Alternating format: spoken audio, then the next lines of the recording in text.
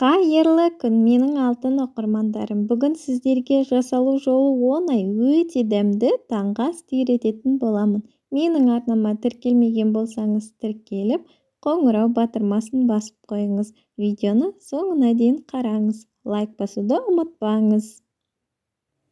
Ең алдымен қызанағымызды осылай жіңішке етіп, бөліктерге бөліп турап аламыз.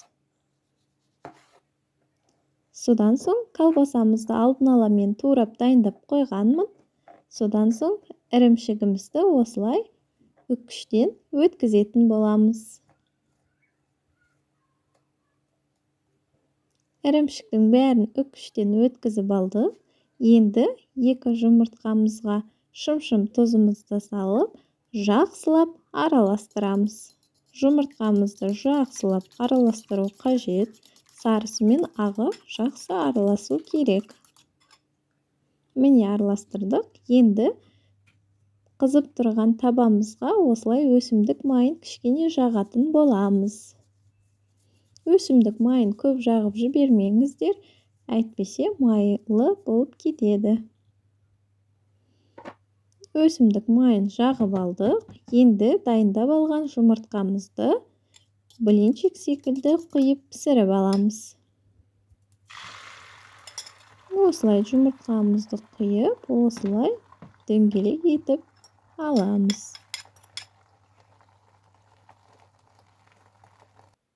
Егерде жандары ашық болып қалса, осылай шаншқымен дүзелеп жіберсеңіздер болады. Мінеке жұмыртқа осылай беті болған кезде лавашымызды бетіне қоятын боламыз.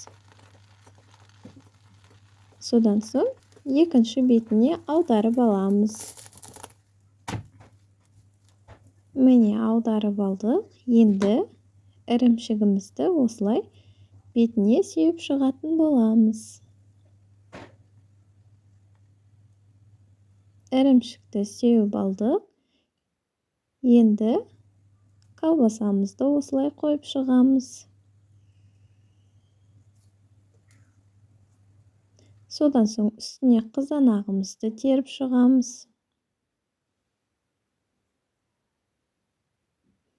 Енді қалған ірімшігімізді бетіне осылай қойып шығамыз.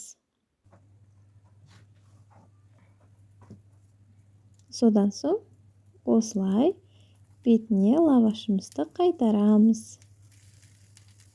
Осылай үстін кішкене басып, екінші бетіне аударып аламыз. Кішкене осылай қызартып аламыз. Сол кезде лавашымыз қытырлақ болады. Мінеке дайын болды. Енді тәрелкемізге салып аламыз. Осылай әп-әдемі болып шықты. Екіге бөліп тарту етсеңіздер болады. Осымен біздің таңғы асымыз дайын. Осылай керемет болып шықты. Күнделікті тез дайындауға ыңғайлы. Астарыңыз дәмді болсын.